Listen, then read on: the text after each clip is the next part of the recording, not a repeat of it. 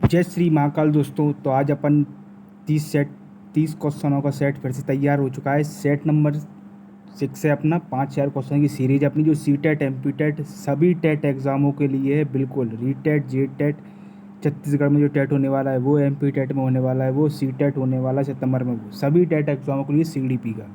ठीक है, जिसने भी चैनल को वीडियो को लाइक करें और चैनल को सब्सक्राइब जरूर करें। ठीक है, जिससे अगला पार्ट आप तक पहुँच सके। पहला क्वेश्चन आज का, एक शिक्षक कक्षा में उत्तर बताने के बजाय बच्चों से पूछता है, तुम ऐसा क्यों सोचती हो? इस प्रश्न का मुख्य उद्देश्य क्या होगा, बताओ। एक शिक्षक कक्षा में उत्तर बताने के बजाय, मैं ही बोल दूं आपसे कि मैं नहीं बता रहा, आप बताओ, बच्चों से पूछता है तुम ऐसा क्यों सोचती हो इस प्रश्न के बारे में, बताओ। तो इसका उत्तर आप क्या दोगे? बच्चों की गति धीमी करना, या बच्चों की तर्क शक्ति और चिंतन प्रक्रिया को समझना, या अनुशासन बनाए रखना, या केवल सही उत्तर प्राप्त करना। केवल वर्ड गलत है। ठीक है, अनुशासन बनाए रखना गलत है, मैंने 2 गलत कर दिए। बच्चों की तर्क शक्ति और चिंतन प्रक्रिया को समझना, बी ऑप्शन सही है। कौन सा? बी सही है, ए भी गलत है। ठीक है, कौन सा सही है? बी सही है। बच्चों की तर्क शक्ति और चिंतन प्रक्रिया को समझना। ठीक है, व्याख्या देख लेते हैं अपन। इस प्रकार के प्रश्न विद्यार्थियों की सोच, रीजनिंग प्रोसेस को सामने लाते हैं। आधुनिक पेडालॉजी में केवल उत्तर नहीं बल्कि उत्तर तक पहुंचने की प्रक्रिया भी महत्वपूर्ण मानी जाती है। नेक्स्ट क्वेश्चन, एक प्रभावी शिक्षक कक्षा में सभी विद्यार्थियों को उत्तर देने का अवसर क्यों देता है? मतलब कि एक शिक्षक है जो विद्यार्थियों को उत्तर देने का अवसर क्यों देगा? पाठ जल्दी समाप्त करने के लिए, सभी की सक्रिय सहभागिता सुनिश्चित करने के लिए, केवल उपस्थिति पूरी करने के लिए, गृह कार्य कम देने के लिए। कौन सा सही होगा? सभी की सक्रिय सहभागिता सुनिश्चित करने के लिए। एक बात मैं बता दूं, जब तक मैं ये विकल्पों को जो पढ़ता हूँ ना, आपको खुद जज करना है, क्योंकि आपको कमेंट में लास्ट में बताना कि सर मेरी आज 25 सही है, सर मेरी आज 20 सही है। जब तक मैं इन विकल्पों को एक बार पढ़ता हूँ, जब तक आपको खुद को जज करना है कि कौन सा इसका उत्तर सही होगा। जल्दी से बिल्कुल क्विक करके करना है कि इसका यार 20 सही है, आपके दिमाग में सेट बन गया। जितने आपके गलत हो रहे हैं, आप एक पेज ले लीजिए, उस पर लिख लीजिए आज मेरे 3 गलत है, तो मतलब कि 27 सही है। तो कमेंट में जरूर बताएं कितनी सही होती है। नेक्स्ट क्वेश्चन, यदि किसी बच्चे को कठिन कार्य को छोटे छोटे चरणों में सिखाया जाए तो यह किस सिद्धांत पर आधारित शिक्षण है? मतलब कि यदि किसी बड़ा काम दे दिया बच्चे को, तो कठिन कार्य को छोटे छोटे चरणों में सिखाया जाता है, तो यह किस सिद्धांत पर आधारित शिक्षण है? स्कैफोल्डिंग, सहायक समर्थन, दंड सिद्धांत, रटकर अधिगम, निष्क्रिय अधिगम। बताओ कौन सा सही होगा? छोटे छोटे चरणों में सिखाया जाए तो यह किस सिद्धांत पर आधारित है? बताओ, यह किस सिद्धांत पर आधारित होगा? यह निष्क्रिय हो नहीं सकता, निष्क्रिय वर्ड नेगेटिव है। रटकर अधिगम गलत है, दंड सिद्धांत गलत है, स्कैफोल्डिंग। सहायक समर्थन, ए ऑप्शन सही है। कठिन कार्य को छोटे छोटे चरणों में बांटकर सहायता देना सीखने को सरल और प्रभावी बनाता है। नेक्स्ट क्वेश्चन, एक शिक्षक विद्यार्थियों को परियोजना पूरी करने के बाद स्वयं यह लिखने के लिए कहता है कि उन्हें सबसे अधिक कठिनाई कहाँ आई। यह किसका उदाहरण है? आज के प्रश्न थोड़े मॉडरेट लेवल के हैं, ईजी नहीं है, थोड़े मॉडरेट से हैं। एक शिक्षक विद्यार्थियों को परियोजना पूरी करने के बाद स्वयं यह लिखने के लिए कहता है कि उन्हें सबसे अधिक कठिनाई कहाँ आई।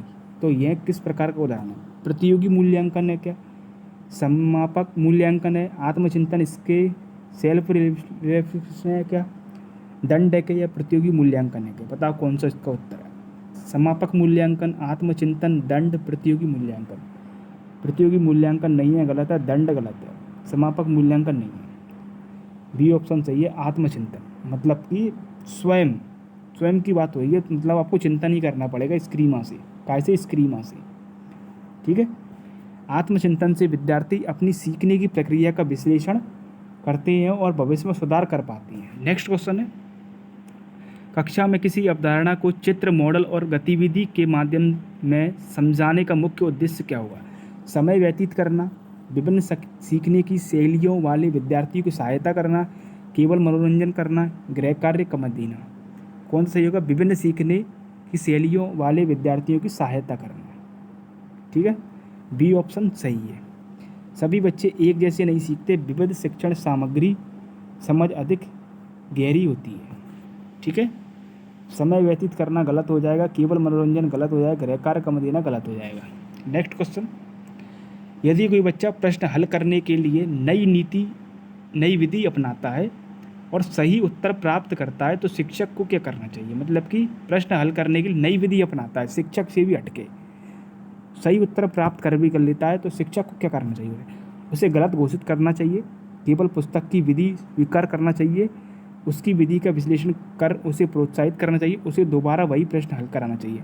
आपने देखे होंगे कुछ प्रश्न, अगर कोई बच्चा एक सेट से दिख रहा होगा, छठवां सेट है, कुछ प्रश्न जो रिपीट होते हैं, तो ये रिपीट क्या, पूरे टेट एग्जामों के मैंने 5-4 क्वेश्चन इकट्ठा करके डाले हैं इसमें। जो क्वेश्चन जो बार बार आ रहे हैं वो रिपीटेड है बार बार। ये कल क्वेश्चन 5वीं सेट में भी आया था, 6वीं में भी आया है, तो इसका उत्तर आपको बताना है। ठीक है, इसका उत्तर मैं नहीं बताऊंगा, इसका उत्तर आपको ही बताना है। चलो मैं बता ही देता हूँ। उसे गलत घोषित करना, केवल पुस्तक की विधि स्वीकार करना, उसकी विधि का विश्लेषण कर उसे प्रोत्साहित करना। कौन सा सही है? सी ऑप्शन सही है। ठीक है, सी ऑप्शन सही है, क्योंकि उसे दोबारा वही प्रश्न हल कराना गलत हो जाएगा, केवल पुस्तक की विधि स्वीकार करना गलत हो जाएगा, उसे गलत घोषित करना गलत। रचनात्मक और तार्किक वैकल्पिक समाधान को स्वीकार करना बाल केंद्रित शिक्षण की विशेषता है। नेक्स्ट क्वेश्चन, एक विद्यार्थी बार बार असफल होने के बाद भी प्रयास जारी रखता है, शिक्षक को उसकी सबसे अधिक किस बात की प्रशंसा करनी चाहिए? केवल परिणाम की, केवल गति की, उसके निरंतर प्रयास और दृढ़ता की, केवल लिखावट की? सी ऑप्शन सही है, उसके निरंतर और दृढ़ता की। प्रयास की प्रशंसा पेयर्स फॉर एफर्ट्स विद्यार्थी में ग्रोथ माइंडसेट विकसित करती है। कौन सा? Growth mindset. मतलब कि आपने मान के चलो अपनी क्लास में कोई बच्चा है, भरत नाम है उसका, ठीक है, मैं उसकी प्रशंसा कर दूं तो उसका क्या होगा? उसका वृद्धि घट जाएगी कि नीचे चली जाएगी? उसका वृद्धि बढ़ेगी, ना ही घटेगी। ठीक है, नेक्स्ट क्वेश्चन, सीटेट एमपीटेट के अनुसार प्रभावी कक्षा में अनुशासन का सर्वोत्तम आधार क्या है? मतलब कि ये सीटेट एमपीटेट की जगह लिखोगे आप बाल विकास शिक्षा शास्त्र के अनुसार। जहाँ आपको सीटेट एमपीटेट ये लिखा मिले किसी प्रश्न में, तो वहाँ इसका मतलब है कि बाल विकास शिक्षा शास्त्र के अनुसार प्रभावी कक्षा में अनुशासन का सर्वोत्तम आधार क्या होगा? दंड का भय, शिक्षक का कठोर व्यवहार, परस्पर सम्मान, सहभागिता और स्पष्ट नियम, बार बार चेतावनी देना। तो अनुशासन का सर्वोत्तम आधार क्या होगा? परस्पर सम्मान, सहभागिता और स्पष्ट नियम। ठीक है, मतलब कि सकारात्मक अनुशासन, सहयोग और संबंध बना के रखना है। ये दंड देना तो गलत ही हो जाएगा। शिक्षा का कठोर व्यवहार बहुत गलत है, बार बार चेतावनी देना गलत है, इससे तो बच्चा डर जाएगा। सी ऑप्शन सही है। सकारात्मक कक्षा वातावरण में अनुशासन, सहयोग और सम्मान के आधार पर विकसित होता है। ठीक है, नेक्स्ट क्वेश्चन, यदि शिक्षक विद्यार्थियों को किसी विषय पर अपने विचार रखने और एक दूसरे के विचार सुनने का अवसर देता है तो इससे मुख्यतः क्या विकसित होता है? केवल स्मृति, लोकतांत्रिक दृष्टिकोण एवं संचार कौशल, केवल परीक्षा लेखन या प्रतियोगिता? बी ऑप्शन सही है, लोकतांत्रिक दृष्टिकोण एवं संचार कौशल। विचारों का आदान प्रदान, विद्यार्थियों में सहिष्णुता, संचार और तार्किक सोच विकसित करती है। मतलब कि यदि शिक्षक विद्यार्थियों को किसी विषय पर अपने विचार रखने और एक दूसरे के विचार सुनने का अवसर देता है, मतलब कि इधर से राम भी बोल रहा है तो राम की भी सुनो, इधर से श्याम भी बोल रहा है उसकी भी सुनो, इधर से करण भी बोल रहा है उसकी भी सुनना है। मतलब कि सुनने का अवसर दे रहा है सबको और विचार रखने के भी अवसर दे रहा है, तीनों को विचार रखने के अवसर दे रहा है। तो ये कैसा है? ये लोकतांत्रिक है। बी ऑप्शन सही होगा, लोकतांत्रिक है। ये सब क्या है? दृष्टिकोण एवं संचार कौशल। बी ऑप्शन सही है। नेक्स्ट क्वेश्चन, और वीडियो को लाइक और चैनल को सब्सक्राइब जरूर करना है, क्योंकि आज अपना 6वां सेट है। कौन सा 6वां? और कितने प्रश्न हो गए? 130 के लगभग 137, 38, 39 हो गए शायद से, और 5000 क्वेश्चन तक सीरीज चलेगी पूरे सभी टेट एग्जामों के लिए। इसलिए इस चैनल को सब्सक्राइब और वीडियो को लाइक जरूर कर लें, जिससे अगली वीडियो आप तक पहुंच सकेगी। चलें अगले क्वेश्चन पर। सीटेट एमपीटेट पेडोलॉजी के अनुसार, मैंने बोला सीटेट एमपीटेट जहाँ पर भी लिखा मिले बाल विकास शिक्षा शास्त्र माने इसकी जगह, अनुसार शिक्षक का सबसे महत्वपूर्ण उद्देश्य क्या होना चाहिए? केवल पाठ्यक्रम पूरा करना गलत है, केवल परीक्षा में अच्छे अंक दिलाना गलत है, प्रत्येक विद्यार्थी के समग्र विकास और सार्थक अधिगम को सुनिश्चित करना पॉजिटिव है, इसको रोक के रखेंगे, केवल गृहकार्य जांच करना गलत है। सी ऑप्शन सही है। कौन सा? सी। मतलब कि शिक्षक का सबसे महत्वपूर्ण उद्देश्य क्या होगा चारों में से? तो सी से अच्छा कोई विकल्प नहीं है। प्रत्येक विद्यार्थी के समग्र विकास और सार्थक अधिगम को सुनिश्चित करना। आधुनिक शिक्षा का लक्ष्य केवल परीक्षा नहीं, बल्कि बच्चे का शारीरिक, मानसिक, सामाजिक, संवेगात्मक, बौद्धिक विकास करना है। इसका मतलब क्या होता है? शारीरिक, मानसिक, सामाजिक, संवेगात्मक। बस इसका मतलब मुझे बता दो। ये 4 शब्द जो लिखे हैं, शारीरिक, मानसिक, सामाजिक और संवेगात्मक, ये क्या है? कमेंट में जरूर बताना इसका मतलब क्या है। नेक्स्ट क्वेश्चन की ओर चलते हैं। एक शिक्षक कक्षा में प्रश्न पूछने के बाद पहले सभी विद्यार्थियों से उत्तर लिखने के लिए कहता है, फिर चर्चा करता है। इस रणनीति का मुख्य उद्देश्य क्या है? मतलब कि एक जो शिक्षक है, प्रश्न पूछने के बाद पहले विद्यार्थियों से उत्तर लिखने के लिए कहेगा, फिर कहता है कि चर्चा करता है, फिर उस रणनीति का मुख्य उद्देश्य क्या हुआ अब आपको बताना है। समय बढ़ाना, केवल तेज विद्यार्थियों को अवसर देना, प्रत्येक विद्यार्थियों की सक्रिय सहभागिता सुनिश्चित करना, या गृह कार्य कम देना। प्रत्येक विद्यार्थियों की सक्रिय सहभागिता को सुनिश्चित करता है। सी ऑप्शन सही है। ठीक है, ये समय बढ़ाना, गृह कार्य देना, दंड देना, तेज विद्यार्थी को सिखाना, ये सब नेगेटिव है। जहाँ तुम्हें प्रश्न में मिलेगा नहीं और तुम्हें उसी में मिल जाए केवल, ये जैसे ये केवल ये दिया है, केवल ये नेगेटिव है। समय बढ़ाना ये नेगेटिव है। गृह कार्य कम कर देना, ज़्यादा देना, नेगेटिव है। पॉजिटिव नेगेटिव जिसने पहचान लिया, टेट का एग्जाम आराम से 60 से 70 प्रश्न आराम से बना लेगा बिना थ्योरी के। लेकिन थ्योरी पढ़ना भी बहुत ज़रूरी है। पहले सभी से उत्तर लिखवाने पर हर विद्यार्थी सोचता है, बाद की चर्चा से सभी की भागीदारी और अवधारणात्मक समझ बढ़ती है, सोच बढ़ती है। Next question. एक प्रभावी शिक्षक किसी विद्यार्थी के गलत उत्तर पर सबसे पहले क्या करता है? शिक्षक किसी विद्यार्थी के गलत उत्तर सबसे पहले क्या करेगा बताओ? तुरंत गलत घोषित करना, उत्तर के पीछे की सोच को समझने का प्रयास करता है, कम अंक दे देता है, दूसरे विद्यार्थियों से उत्तर पूछ लेता है। बताओ क्या करेगा शिक्षक इस जगह पर? गलत उत्तर मान के चलो कोई व्यक्ति मेरी क्लास में दे देता है तो मैं क्या करूँगा? मतलब ये तो सीधी टीचिंग बेस्ड चल रहा है। पेडालॉजी है तो टीचिंग बेस्ड ही चलेगी। आप टीचर बन चुके हो, वो तो ये मानेगा एग्जामिनर। तो आप इस जगह होगे तो आप क्या करोगे? उत्तर के पीछे की सोच को समझने का प्रयास करता है। बी ऑप्शन सही है। कौन सा? बी। आधुनिक पेडालॉजी में, शिक्षा शास्त्र में, उत्तर से अधिक महत्वपूर्ण यह है कि विद्यार्थी ने उस उत्तर तक कैसे पहुंचा है वो। इससे उसकी अवधारणात्मक कठिनाई का पता चलेगा, मतलब कि उसकी क्षमता का पता चलेगा यहाँ तक उसको कैसे पहुंचा है। कौन सा सही है? बी। उत्तर के पीछे की सोच को समझने का प्रयास करता है। Next question. यदि शिक्षक बच्चों को वास्तविक जीवन की समस्याओं पर आधारित गतिविधियां देता है तो मुख्य रूप से किस कौशल का विकास होता है? केवल स्मृति, समस्या समाधान एवं निर्णय लेने की क्षमता, केवल लिखने की गति, केवल परीक्षा कौशल। बी ऑप्शन सही है। समस्या समाधान एवं निर्णय लेने की क्षमता। ठीक है, वास्तविक जीवन से जुड़ी गतिविधियां बच्चों में विश्लेषण, निर्णय और समस्या समाधान कौशल विकसित करती है। Next question. एक बच्चा कक्षा में कम बोलता है लेकिन चित्रों के माध्यम से अपने विचार बहुत अच्छी तरीके से व्यक्त करता है। शिक्षक को क्या करना चाहिए? मतलब कि ये एक बच्चा है जो चित्रों के माध्यम से अपने विचार बहुत अच्छी तरीके से व्यक्त करता है लेकिन कक्षा में वो कम बोलता है, तो शिक्षक को क्या करना चाहिए? केवल मौखिक उत्तर पर जोर देना, उसकी अभिव्यक्ति के विभिन्न तरीकों को स्वीकार करना, या उसे कम अंक देना, या उसे उत्तर देने से रोकना। उसकी अभिव्यक्ति के विभिन्न तरीकों को स्वीकार करना चाहिए, या कि उसे जोर देना चाहिए कि केवल मौखिक उत्तर पर जोर देना, उसके अंक देना, कम अंक देना, उसके उत्तर देने से रोकना, ये सब गलत है। बी ऑप्शन करेक्ट आंसर है। प्रत्येक बच्चे की अभिव्यक्ति का तरीका अलग हो सकता है।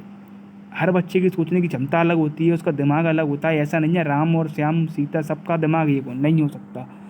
ठीक है, और प्रभावी शिक्षक विविध अभिव्यक्ति के माध्यमों को महत्व देता है। Next question. निम्नलिखित में से कौन सी गतिविधि उच्च स्तरीय चिंतन को सबसे अधिक बढ़ावा देती है? मतलब कि ये प्रश्न यही बोलना चाह रहा है कि उच्च स्तरीय चिंतन को सबसे अधिक बढ़ावा देती है। कौन सी विधि है जो उच्च स्तरीय चिंतन को सबसे अधिक बढ़ावा देगी? बताओ। रिक्त स्थान भरने से ये बात आ जाएगी कि उच्च स्तर का दिमाग होगा बच्चे में। परिभाषा याद करना, या किसी सिद्धांत की आलोचनात्मक समीक्षा करना। सही गलत बताना। सी ऑप्शन सही है। किसी सिद्धांत की आलोचनात्मक समीक्षा करना, आलोचनात्मक समीक्षा। ठीक है, ब्लूम टैक्सोनॉमी, ये एक वैज्ञानिक है, ये वैज्ञानिक का नाम है ब्लूम टैक्सोनॉमी, कि उच्च स्तर की संज्ञानात्मक प्रक्रिया। नेक्स्ट क्वेश्चन की ओर चलते हैं। यदि शिक्षक हर पाठ के बाद विद्यार्थियों से पूछता है आज की सीख को आप अपने जीवन में कहाँ उपयोग करेंगे, तो वह मुख्य रूप से किस पर बल दे रहा है?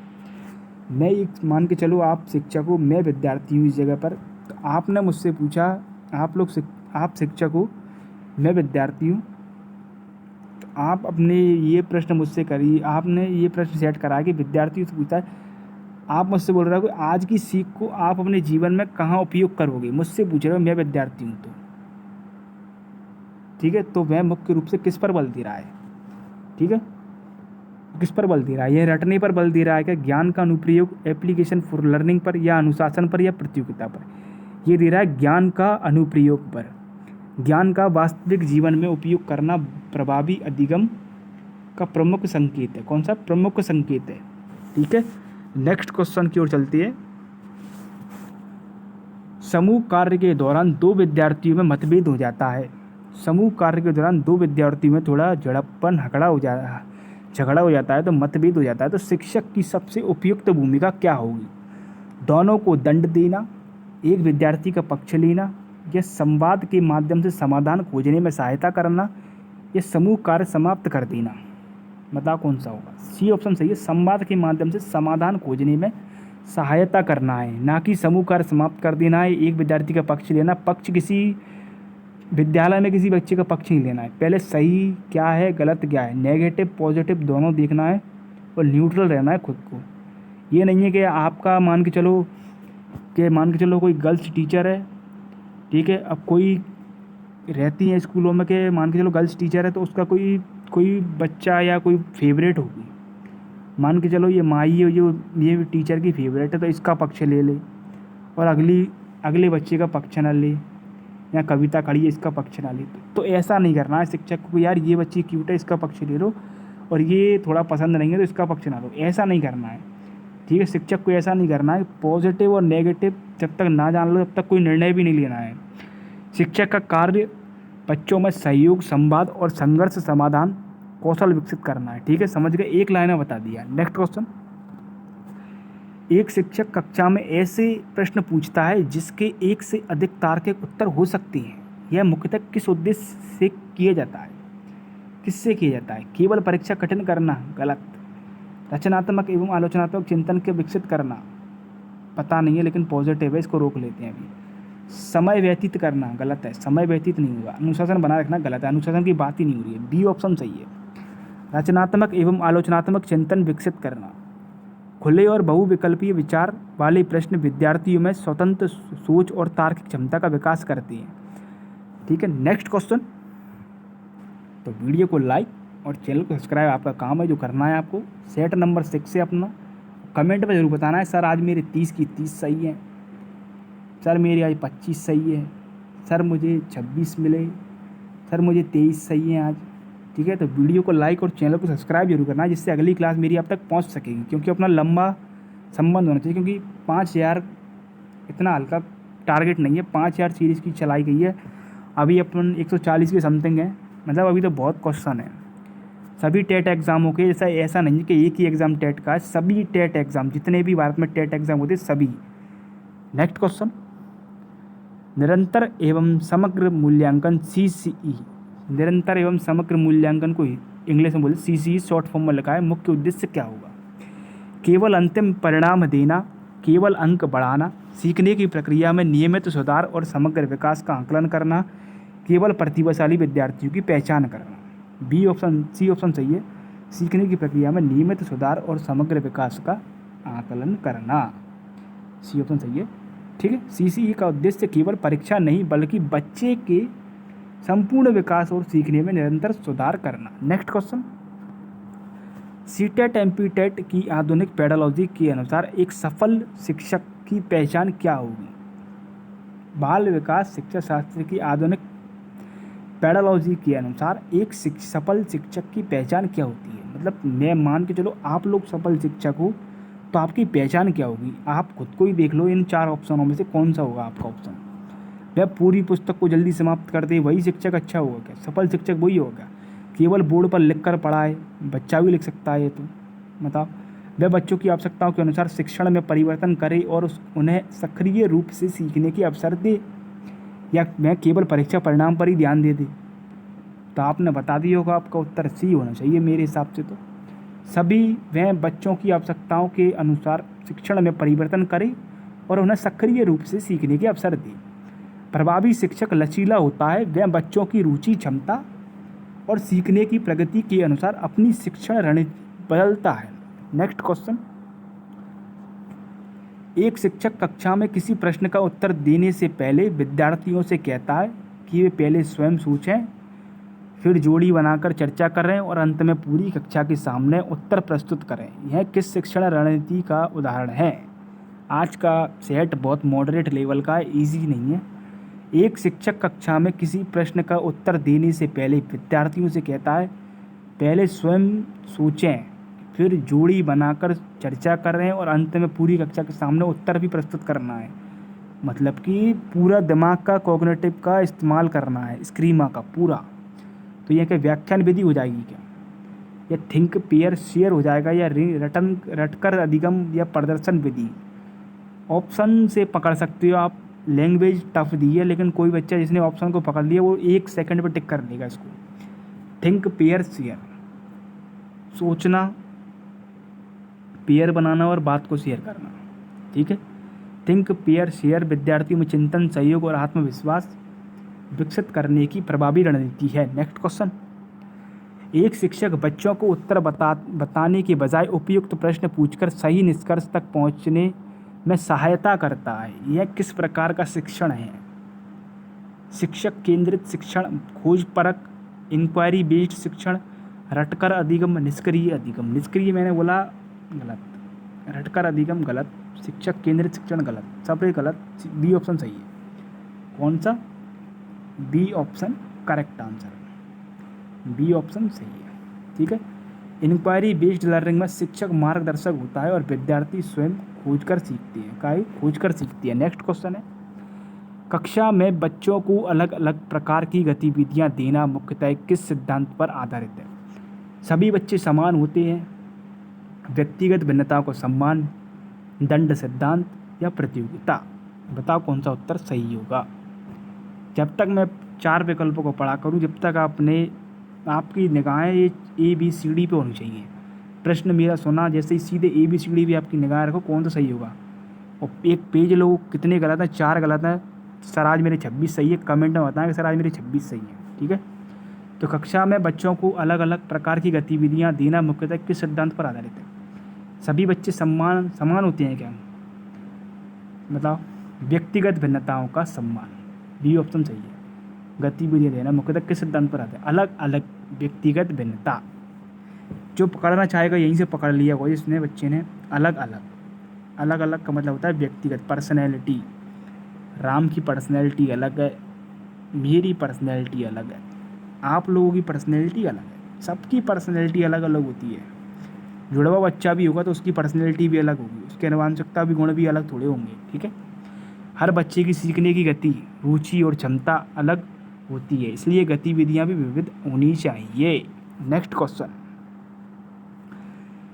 एक विद्यार्थी उत्तर गलत देता है लेकिन उसका तर्क सही दिशा में होता है, शिक्षक की सबसे प्रभावी प्रतिक्रिया क्या होगी? मतलब कि मैं विद्यार्थी हूँ, आज तुम शिक्षक हो। ठीक है, मैंने उत्तर ऐसा तरीके से दिया है जो किताब से भी हटके और तर्क की सही दिशा में दिया है। बस एक विद्यार्थी उत्तर गलत देता है लेकिन उसका तर्क सही दिशा में होता है। मेरा तर्क सही है, बस मेरा तर्क सही है लेकिन उत्तर गलत है, तो आप शिक्षक हो तो आपकी प्रतिक्रिया क्या होगी? इन 4 विकल्पों में से ये सोच के बताओ। क्वेश्चन तो ठीक है, ये प्रश्न सेट है, किसी टेट एग्ज़ाम का है, याद नहीं है यूटेट का है या GTET का है, किसी एग्ज़ाम का प्रश्न है ये। अब आप बताओ, ये आपकी सोच पर निर्भर करेगा आज कि तुम्हारा उत्तर बिल्कुल गलत है या तुम्हारा तर्क सही दिशा में है। अब इसे थोड़ा और आगे बढ़ाओ, बैठ जाओ या दूसरे विद्यार्थी से पूछते हैं, बताओ आप मुझसे क्या बोलोगे इन 4 में से? तुम्हारा तर्क सही दिशा में है, अब इसे थोड़ा और आगे बढ़ाओ। बी ऑप्शन सही है। तुम मुझसे ये नहीं बोल सकते कि बिल्कुल गलत है, बच्चा निराश हो जाए, बैठ जाओ, ये तो बहुत ही नेगेटिव है। दूसरे विद्यार्थी से पूछते हैं, नहीं ऐसा नहीं करना है, उस बच्चे से बोलना है, मतलब मुझसे ही बोलना है तुम्हें, तुम्हारा तर्क सही दिशा में है, अब इसे थोड़ा और आगे बढ़ाओ। बी ऑप्शन सही है। सही दिशा में सोच रहे विद्यार्थियों का संकेत देकर आगे बढ़ाना प्रभावी शिक्षण का हिस्सा है। नेक्स्ट क्वेश्चन, किस प्रकार का प्रश्न विद्यार्थियों में मेटाकॉग्निशन का सबसे अधिक बढ़ावा देता है? मतलब कि मेटाकॉग्निस, सोचने की प्रक्रिया को मतलब बिल्कुल हाई लेवल तक ले जाना, क्या कहलाता है? मेटाकॉग्निज्म। हाई पावर से सोचना मतलब बिल्कुल अंतिम की संज्ञा तक, बिल्कुल हाई लेवल तक सोचना, क्या कहलाता है? सबसे अधिक बढ़ावा देता है। इन ऑप्शन में से कौन होगा? परिभाषा लिख दोगे तो सबसे ज़्यादा स्क्रीमा का दिमाग इस्तेमाल हो जाएगा, गलत है। रिक्त स्थान भर दोगे तो हो जाएगा, ये भी गलत है। सही सही उत्तर चुन लिया तो आपने, ये भी गलत है। इसका उत्तर है सिर्फ बी। कौन सा सही है? इसका उत्तर है बी सही। इसका उत्तर है बी सही। कौन सा? बी। आपने ये उत्तर कैसे सोचा? किस प्रकार का प्रश्न विद्यार्थी मेटाकॉग्निज्म, आपने ये उत्तर कैसे सोचा? सबसे अधिक बढ़ावा देगा, अपने सोच की प्रक्रिया पर विचार करना मेटाकॉग्निज्म कहलाता है। नेक्स्ट क्वेश्चन, यदि शिक्षक बच्चों को अपने कार्य के मूल्यांकन के लिए मानदंड रूब्रिक पहले से बता देता है तो इसका मुख्य लाभ क्या होगा? मतलब कि मूल्यांकन के लिए मानदंड पहले से बता देंगे अपन बच्चों को तो इसका मुख्य लाभ क्या होगा? बच्चे केवल अंक पर ध्यान देंगे, या बच्चों को अपेक्षाएं स्पष्ट होंगी और वे बेहतर योजना बना सकेंगे, या परीक्षा कठिन हो जाएगी, या गृहकार्य कम हो जाएगा? देखो कितनी सरल ऑप्शन दिए, बिल्कुल सरल। बी ऑप्शन सही होगा। ठीक है, रूब्रिक्स बच्चों को गुणवत्ता के मानदंड समझने और आत्म मूल्यांकन करने में मदद करता है। नेक्स्ट क्वेश्चन, एक शिक्षक कक्षा में जानबूझकर ऐसा प्रश्न पूछता है जिसका कोई एक निश्चित उत्तर नहीं है। कोई एक निश्चित उत्तर नहीं है मतलब कि आप समझ जाओ कि कोई उसका एक निश्चित उत्तर ही नहीं है, मतलब कि इसके बहुत से उत्तर होंगे, सोचने की क्षमता ज़्यादा चाहिए। तो इसका उद्देश्य क्या होगा इस प्रश्न का? आप खुद सोचो कि अब विद्यार्थियों को भ्रमित करना है क्या इसका मतलब, या रचनात्मक और आलोचनात्मक सोच विकसित करना है क्या, समय व्यतीत करना है, या अनुशासन बनाए रखना है? बी ऑप्शन करेक्ट आंसर, रचनात्मक और आलोचनात्मक सोच विकसित करना। मैं हर टेट एग्ज़ाम वाले बच्चे से बोलना चाहता हूँ, जितने PYQ लगाओगे, प्रैक्टिस सेट क्वेश्चन लगाओगे, उतना इम्प्रूवमेंट आएगा। थ्योरी पढ़ पढ़ के कुछ नहीं होगा, और विकल्प को रटना नहीं है कभी भी। मैं कैसे एलिमिनेट कर रहा हूँ, मैंने 1 से लेके 5 तक सेट में बता दिया पूरा, किसको नेगेटिव किसको पॉजिटिव सब कुछ बताया 1 से 5 तक में, और आगे ही बताऊंगा। हर सेट में बता रहा हूँ कि ये देखो, ये अनुशासन में रखना, ये सब गलत चीज़ें हैं। पॉजिटिव जहाँ पूछे पॉजिटिव लगाओ, नेगेटिव जहाँ पूछे नेगेटिव लगाओ। भागना नहीं है, किसी विकल्प को रटना नहीं है, ना किसी प्रश्न को रटना नहीं है, सिर्फ माइंड का खेल है, पेडालॉजी बस।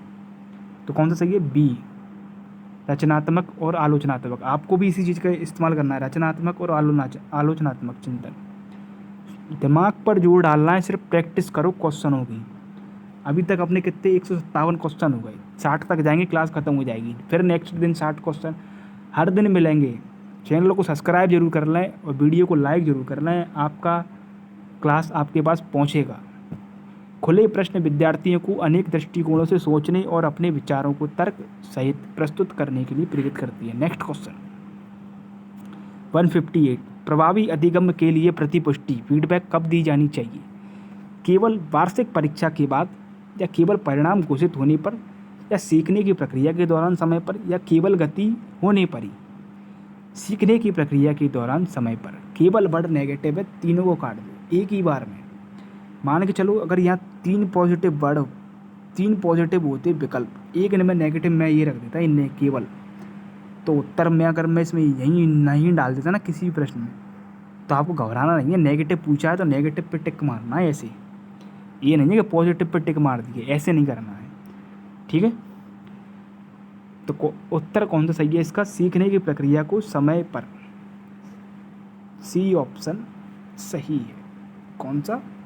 सी ऑप्शन सही है, सीखने की प्रक्रिया के दौरान समय पर, ठीक है। अधिगम के लिए प्रतिपुष्टि कब दी जानी चाहिए? सीखने की प्रक्रिया के दौरान समय पर। समय पर दी गई प्रतिपुष्टि बच्चों को तुरंत सुधार का अवसर देती है और सीखने को प्रभावी बनाती है। नेक्स्ट क्वेश्चन, यदि शिक्षक कक्षा में विभिन्न स्तर के प्रश्न सरल इस मध्यम कठिन, मतलब सरल मध्यम कठिन पूछता है तो इसका मुख्य उद्देश्य क्या है? आपका टेट लेवल का एग्ज़ाम जो होता है ना, वो भी इन्हीं लेवल पर होता है। सरल मध्यम कठिन इन्हीं 3 मिलाकर बनता है पेपर, ठीक है। तो इसका मुख्य उद्देश्य क्या होगा? इतना लोड नहीं लेना है कि प्रश्न क्या पूछ रहा है, जिसने कीवर्ड पकड़े वो प्रश्न को आराम से कर लेगा। 2-3 वर्ड पकड़ो सिर्फ प्रश्न में से, सरल, मध्यम, कठिन, ठीक है। शिक्षक कक्षा पूछता है, अब इसका मुख्य उद्देश्य क्या है, इसका कोई मतलब नहीं है। विभिन्न स्तर, ऐसे प्रश्न पकड़ो, मतलब कि कीवर्ड्स पकड़ो जिससे प्रश्न का उत्तर कनेक्ट करें।